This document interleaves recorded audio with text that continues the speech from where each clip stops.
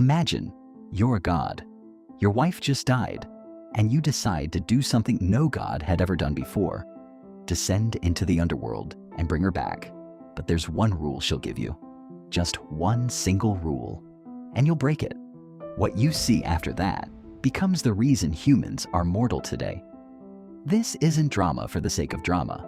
This is a Japanese myth over 1,500 years old, and it explains why purification rituals still exist in Shinto today. Let's break down this story from the very beginning. According to Japanese mythology, in the beginning, there was nothing but chaos, like an egg yolk floating in emptiness. Gradually, the first gods emerged from this chaos, but two of them became the main architects of the world. Izanagi, a god, and his sister wife, Izanami, a goddess. The elder gods gave them a jeweled spear and one command: bring order to this floating land and make it solid. Izanagi and Izanami, but then everything went wrong. Izanami continued giving birth to gods, spirits of mountains, rivers, wind. But while giving birth to her last child, the god of fire, she suffered fatal burns. Izanagi was there.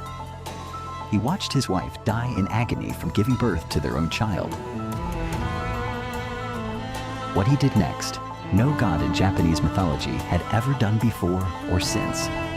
Izanagi traveled to Yomi, the Japanese underworld of the dead. A dark, gloomy realm where all the deceased end up, regardless of how they live their lives.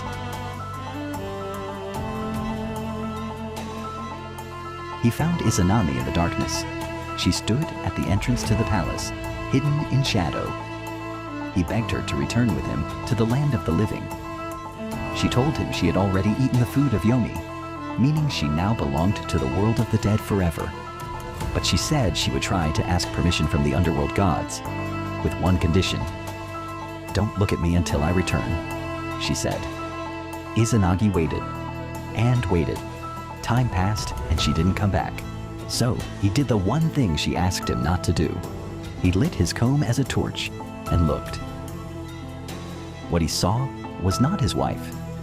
Izanami's body was decaying, crawling with maggots, rotting flesh. 8 thunder deities had grown from her corpse. Izanami, humiliated and enraged that her husband had seen her this way, screamed and sent the demons of Yomi, the furies of the underworld, after him to hunt him down and kill him.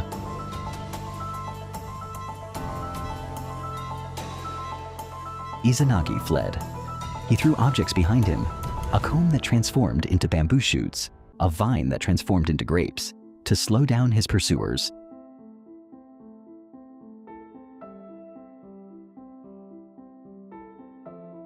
Finally, he reached the entrance to Yomi and blocked it with a massive boulder.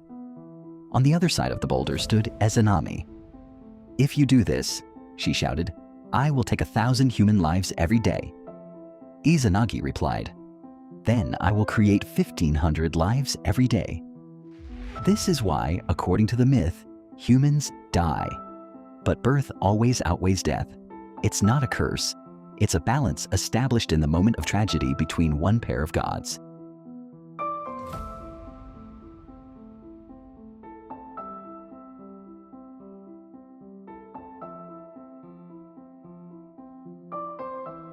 The story doesn't end there. Izanagi, having escaped the underworld, felt defiled by death. He went to a river to purify himself, and as he washed, new gods were born from the water droplets falling from his body.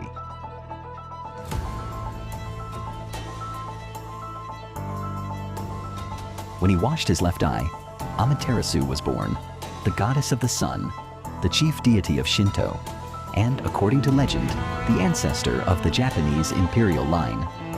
When he washed his right eye, Tsukuyomi was born, the god of the moon. And when he washed his nose, Susanoo was born, the god of storms. This very ritual of purification, washing after contact with death, is the foundation of the Shinto purification practice that still exists in Japan today.